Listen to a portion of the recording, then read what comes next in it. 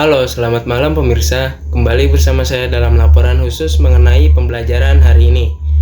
Dari ruang kelas hingga layar digital, perjalanan belajar yang berlangsung penuh dinamika dan tantangan ini patut kita cermati bersama.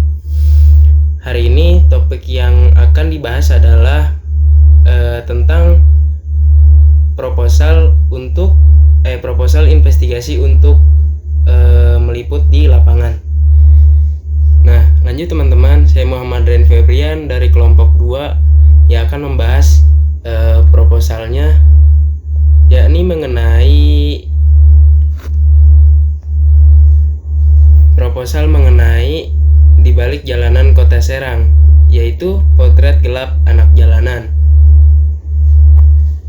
Yang mana di dalam proposal ini ada 12 anggota. Namun tidak dapat saya sebutkan satu persatu namanya.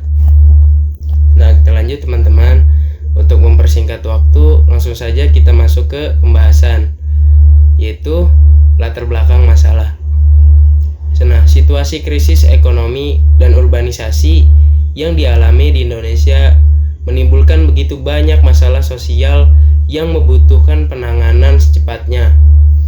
Salah satu permasalahannya adalah yaitu jumlah anak jalanan yang meningkat di setiap tahunnya, sehingga membutuhkan penanganan yang lebih komprehensif.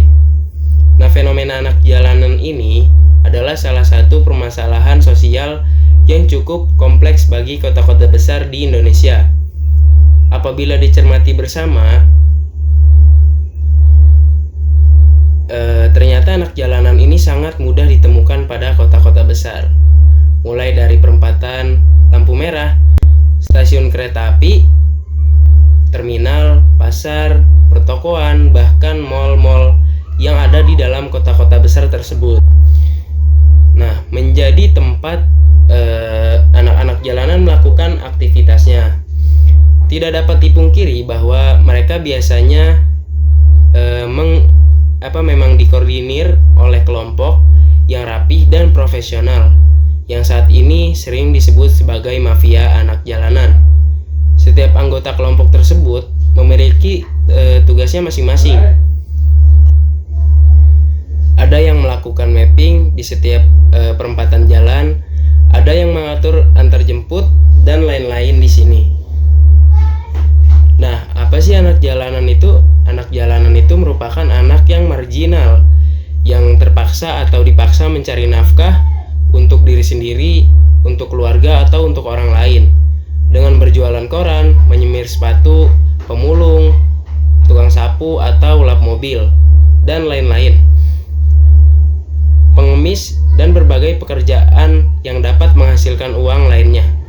Perampasan terhadap hak-hak anak ini tanpa disadari telah terjadi secara besar-besaran yang mengakibatkan anak-anak yang tengah menikmati pendidikan di sekolah formal pun mulai terancam. Nah, kita masuk ke rumusan masalah. Berdasarkan pada latar belakang yang dijelaskan di atas, maka dapat ditarik rumusan masalah ini adalah proses produksi jurnalistik investigasi yang akan membahas tentang di balik jalanan Kota Serang, yaitu potret gelap anak jalanan.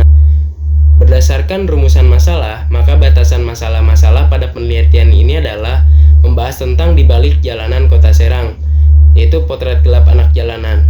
Nah, yang kedua, jurnalistik investigasi dengan durasi 30 menit. Yang ketiga, segmentasi investigasi ini adalah anak jalanan. Yang keempat, lokasi penelitian investigasi adalah di Kota Serang. Adapun tujuannya yang ingin dicapai dalam proposal ini adalah menghasilkan rencana produksi jurnalistik investigasi yang berjudul Di Balik Jalanan Kota Serang, yaitu potret gelap anak jalanan. Nah, adapun manfaat penelitian ini sebagai berikut. Yang pertama, penelitian ini dapat digunakan sebagai referensi dan edukasi dalam pembuatan berita investigasi. Yang kedua, meningkatkan kemampuan dan memahami dalam perencanaan pembuatan berita investigasi. Yang ketiga, yang terakhir, sebagai sarana tontonan edukatif untuk memberikan informasi yang dapat dijadikan media yang mampu membuka pandangan khalayak luas tentang permasalahan terhadap jalanan di Kota Serang.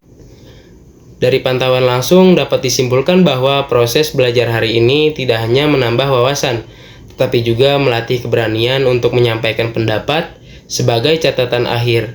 Tantangan berikutnya adalah menjaga konsistensi serta mengasah kemampuan analisis agar pemahaman tidak berhenti di permukaan.